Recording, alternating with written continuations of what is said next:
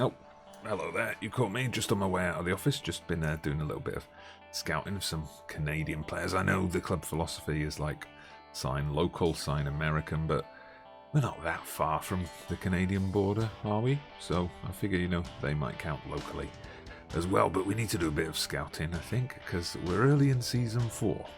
And for the first time, we've lost some OCs, some original Crows have flown the nest. We've lost a few players in the pre-season, and there's been rumours of some staff and maybe even the chairman being on the move as well. Yep, there's talk of takeovers and all sorts of other things. Finances have been on our mind, and then there's the matter of competing in the competitions we've got this season as well.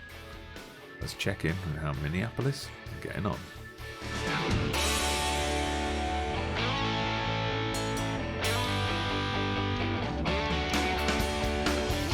Yes, hello there everybody, welcome back to the channel. Dodgy Gamer here, bringing you another episode of City to the Moon with Minneapolis City Soccer Club.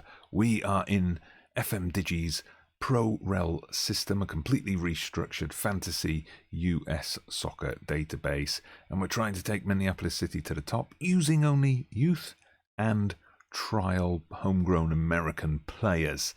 So yeah, we're going to be talking about that a bit today because we've had a bit of a change to the squad, a bit of a major change to the squad for the first time since the game began. But before we get into things, you might be expecting me now to slip into the subscribe mode. Well, I am going to, but not for me. You may have noticed in the intro there a good friend of mine avoiding relegation. He's originally from the UK but based in Canada these days, so definitely someone worth checking out if you haven't done so already. So head over to Avoiding Relegation's channel. Links are in the description. You've got the long beard, you've got the love of Oldham, you've got Canadian soccer in there as well. Everything you could possibly want. Check him out.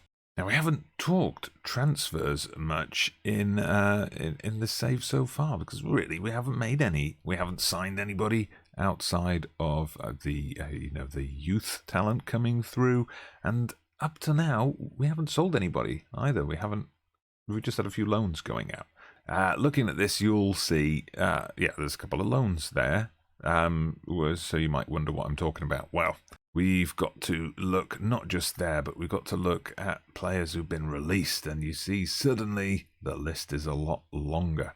And all of these released players, these are OCs, the original Crows, the ones who I added to the database just to have Minneapolis City with the real players. And yeah, some of them have moved on.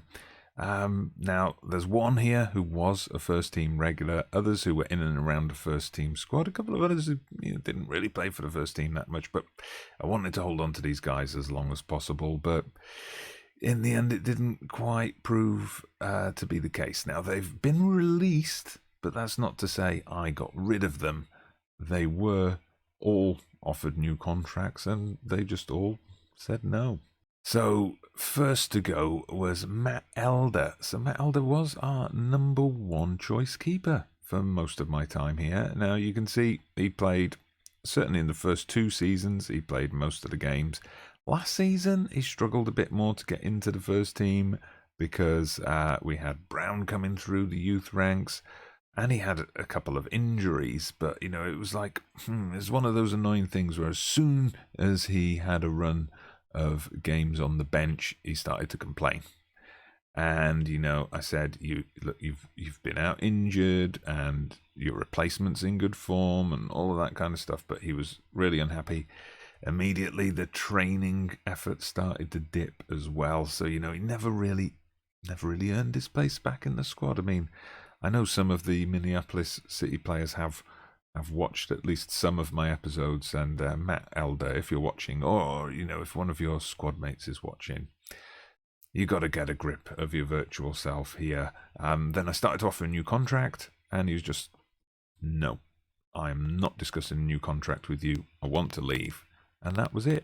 So he was released at the end of his contract. He refused to negotiate a new one. He's now gone back to where we started, back to the Central National League, and he signed with Los Trapos. Mark Bokeen, also in a similar position, said he didn't want to renew his contract. You can see he played pretty regularly for us in the first season. I mean, didn't have a fantastic season, only the 1 assist and a 6.72. Then he spent some time out on loan. Med City, he came and went there quite a bit, but he was a regular for them. And when he came back to us, said he wanted to try his luck. Med City were interested in signing him, but they haven't yet for some reason. Now here we got a youngster, Arthur Parens. Again, he was someone who did play on occasion for us. Well, when I say on occasion, okay, he made 2 league appearances in 3 seasons. So, yeah, you can kind of understand that he wanted to leave and get game time somewhere else. Now, here's where things start to get interesting. So Matt Elder left. Our main backup goalkeeper, Mitch Wolfe, also had his contract coming up, and he also left. He said, no, I'm not waiting around sitting on the bench for another season. 8 games only in 3 seasons, so he's gone as well. So that leaves us with this guy, Evan Brown, 17-year-old goalkeeper. Now, he does have potential. He's got a few gaps, though. I do worry about the fact that his first touch is only a 1. His composure is only a 3, so I immediately have visions of him panicking when somebody plays a tight back pass. But you can see here, he's wanted by quite a few clubs, and we actually had a transfer offer come in for him. I've got him on a full-time contract. We had a transfer offer come in from a team called North Carolina. North Carolina are in the United States Championship, so the second tier of this restructured Pro Rel database. So the fact that, a second tier team is after him, that's a sign that he definitely has significant potential. Of course, he wanted to go, so I was thinking, this is a complete disaster. Elder's gone, Wolf's gone, and now I've got Brown wanting to be transferred. Luckily, in the player conversation, I said, let's wait and see. Let's get to the end of the season, which, I was saying this in August. Let's get to the end of the season, and if they're still interested in you then we'll look into making a deal. He said, great, boss. Yeah, I'm happy to stay another season. Hopefully, there's no high-level clubs bidding for him at the end. And we've also had bids come in for our main striker, Marcelo Santiago. So bids coming in from League 1 and League 2 clubs, so 3rd and 4th tier. But credit to him, he just hasn't shown any interest at all. I've rejected the bids. He hasn't complained or come to speak to me about it. He has just said, I'm happy to stay and play and keep scoring goals. So Marcelo Santiago, thank you. One other youngster I do worry about a bit, Ryan Andrews, star player, developing really nicely, but you'll see here, amateur contract. Whatever I offer him, can't get him to sign semi-pro terms. He's staying on an amateur contract, so I'm a little bit worried he's going to go the same way as Bayonne, and we're going to lose him at some point in the January transfer window. In terms of young talent to keep an eye on, we've got this guy in the under-23 team, the Minneapolis City 2 team, Chris Cruz, left winger. Now, he's developed a bit. Now, he is unambitious, but he does have high determination. So I think if we can get him into the senior squad, get him mentored, we can have him work as an understudy to Will Kidd, and then hopefully start to integrate him into the first team squad. I'm also keeping an eye on this guy, Jose Luis Filizola, so he can play as a defensive midfielder. That's a position where we don't have much cover in the first team squad. We've got Ian Smith, so we'll be looking to bring this guy in a bit more this season and see how he develops. Going further down into the under-18s, so the futures teams, as they're known in the real club, Eduardo Herrera is still getting a lot of excitement and buzz around him at the club. So left back, one that, he's already rated as the second best left back at the club, so maybe he'll get a bit of game time this year as well. One more I'll mention quickly. Again, all the staff reports on this guy are glowing, positively glowing. Kyle Carlton can play anywhere in the central midfield position. Can also play attacking midfield or defensive midfield. The big doubt I have with him, though, is that he is an ambitious and he's overly aggressive, but he's got low determination. But I'm wondering, as a little experiment, should I see what I can do with this guy? Instead of just dismissing him, oh, he's got low determination, he's unambitious, get rid of him. Maybe I should try to utilize the mentoring system to the fullest. Get him in the right kind of conditions to grow and develop. What do you think? How far do you think this player can go? Let me know down in the comments. Now, if you saw the thumbnail and you were paying attention, you'll have noticed that some of the players who've departed were featured on that thumbnail. I also put this guy, Derek Johnson, in there, our goalkeeping coach. Why? Because he was offered a job at a team from the division above us, from the National League Division 1, but he turned them down. He said, nope, I'm staying at Minneapolis, and here he is. And also featured on that thumbnail, the chairman, Dan Herdeman. Why? Well, as you might have spotted over here, owner status, rumours of a potential board takeover. So these have been coming and going all summer. At first they were being flatly denied. Now the rumours are being talked about as well. We're going to have to follow developments and wait and see. I think that all comes down to finances. Now, on a couple of occasions, you'll see there's a little peak here. Well, more than one occasion, the board have pumped money into the club. Sometimes $20,000, sometimes $100,000, sometimes some amount in between. But, you know, it doesn't last. We keep losing money. Realised I still had Euros on from playing the Euros. If you haven't checked that series out, by the way, just completed the first challenge with Italy. Links floating around up there and in the description. Make sure you check it out. But yeah, the debt's just getting bigger and bigger. We're now more than £150,000 in the red, so I think this is where the rumours of the takeover are coming from. There's no prize money at this level. Sponsorships are limited. So you see, we've got main kit sponsor just giving us around $15,000 a season, and that's it. And the projection is that by the end of this season, we're going to be almost $400,000 in debt. So something's going to have to happen. We're going to need a transfer windfall. We're going to need prize money from somewhere, or we're going to need a loan or a board takeover to get out of this hole. But anyway, on to the season so far. We're kind of coming towards the end of September, so we're about a month and a half in. And as you can see, we've started pretty brightly. We had a couple of draws in our first 3 league games, but then we got 3 wins in a row to finish off August, and we had another 3 wins in a row to start off September, one of those being a cup game. And one thing I'm liking the look of, clean sheets. I mean, considering we lost one of our main keepers and our backup keeper, we've now got this 17-year-old with like 18-year-old as a backup. 5 matches in a row now with no goal conceded, which is absolutely fantastic.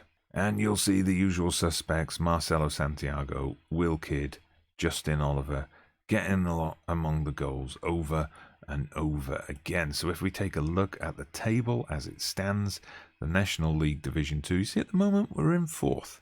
So we're undefeated, but we've had those 3 draws. So we're only a couple of points off the lead at the moment, though. We've got a game in hand on Boston, who are just ahead of us.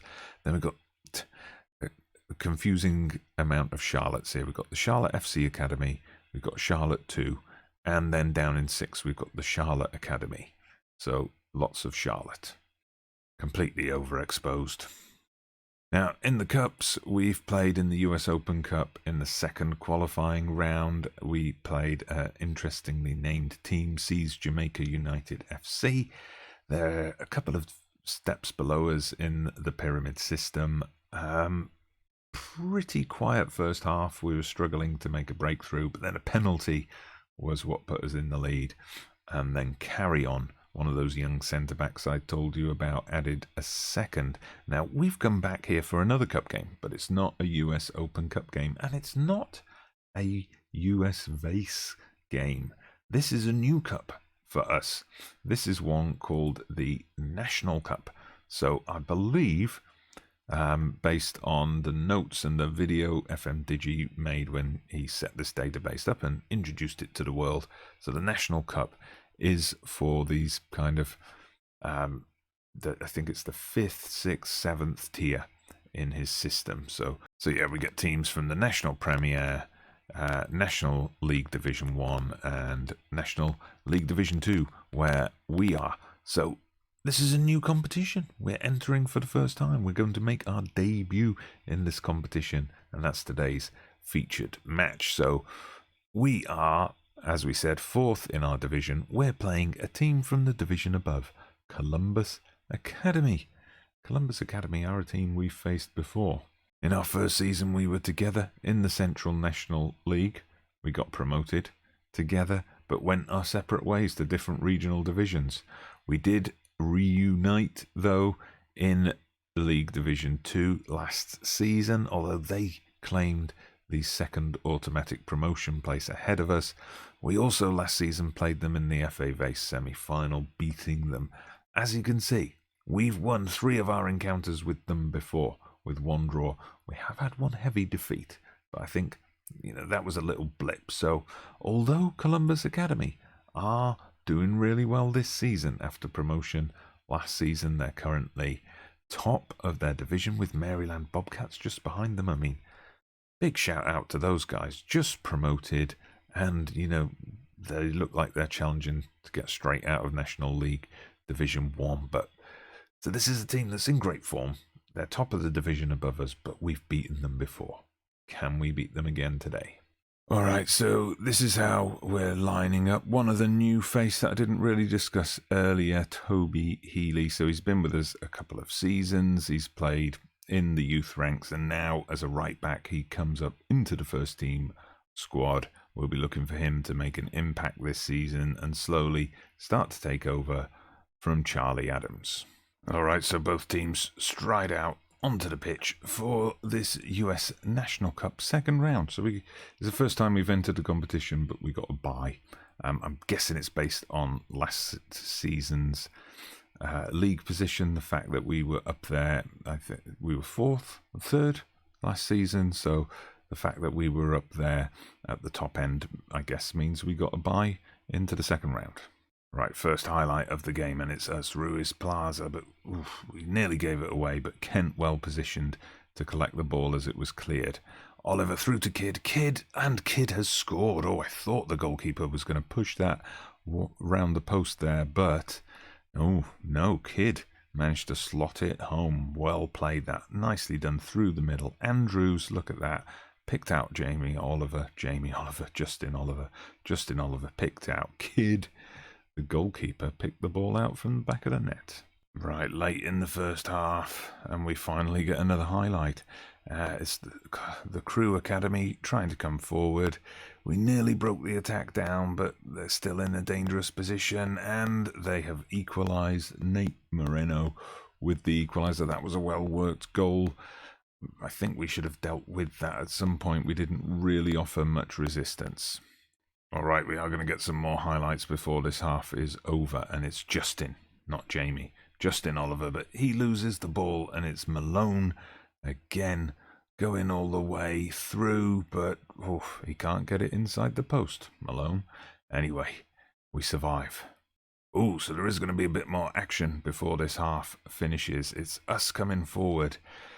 We've just ticked past the 45-minute mark. We've got a couple of minutes added on. So is this the time we can score? Give ourselves that momentum going into the second half. Barr with the ball now. Gets the cross in. Santiago. Whoa. He skied that completely. Right, so a goal apiece in a pretty even first half, it has to be said. Let's see if we can find that cutting edge in the second. Well, what a dull second half it's been so far. We're up to 65 minutes. No action, no further goals. I'm just having a look. Will Kidd, best performing player. He's starting to run empty. Ryan Andrews also having a decent game at a 6.9, but his conditioning is poor. Right, so we're going to let Ryan Andrews sit a bit deeper in the playmaker role. We've brought on Max Steigwart for Ruiz Plaza, who's on a 6.4. Steigwart was a player who wanted to leave last season as well, but we were able to persuade him to sign a new contract, so well done you. We'll also bring on Castaneda for Max Kent, so someone who can, just keep fresh legs in that defence. Oh, here we go, Columbus Crew in a dangerous position, but they head it over, luckily for us. 20 minutes to go. Is it going to go to extra time? Can we sneak something? We haven't created much in the second half at all, but we might have a chance here. Andrews with the corner. It's headed away. Now, no, Columbus Academy on the break. It's Illich bearing down on goal. His cross is blocked, but it falls for Illich himself in the end. He gets the goal. No, that terrible time to concede. All right, so we've changed to a 4-2-3-1. Pushed Andrews up to support Santiago. We brought Hutton on for Will Kidd, who, was running on empty. Basically, we've put wing backs in. We've put much more of the attacking roles in, shoot on sight, all that kind of stuff. Let's see if we can grab that equaliser. No, all those tactical changes, throwing everything forward, and we didn't create anything. We even pushed the wingers into those striker positions, pumped long balls forward for the stoppage time, but just not our day. Yeah, so a disappointing collapse indeed, especially as the board wanted third round in that one, so we've underperformed slightly. I'm sure they'll factor in that it was a higher division club, but yeah, that's quite disappointing. Still in the Open Cup, though, we've got a team called Atlantic County coming up in the third qualifying round. We should be able to beat them. And then the league, of course, we are one of only 3 undefeated teams at this point, and we need to make sure we stay that way for as long as possible. So, yes, my next order of business is to play through all of these games and make sure next weekend, when we have our next episode up, we're ready for the end of season. We finish with one of the Charlottes, Charlotte 2, so that could be a crucial game in determining our fate. The board want playoffs again. I think we can reach the playoffs. Who knows, maybe with a bit of luck, we could push for automatic promotion. What are your thoughts? Do let me know down in the comments section. But for now, thank you very much for watching. Would be interested to hear what you think about some of those original players moving on, what you think about the youngsters I'm trying to bring through, and what you think about our chances this season. But for now, please hit that like button if you enjoyed the video, subscribe to the channel if you haven't done so already. I'm Dodgy Gamer, and I'll see you again soon.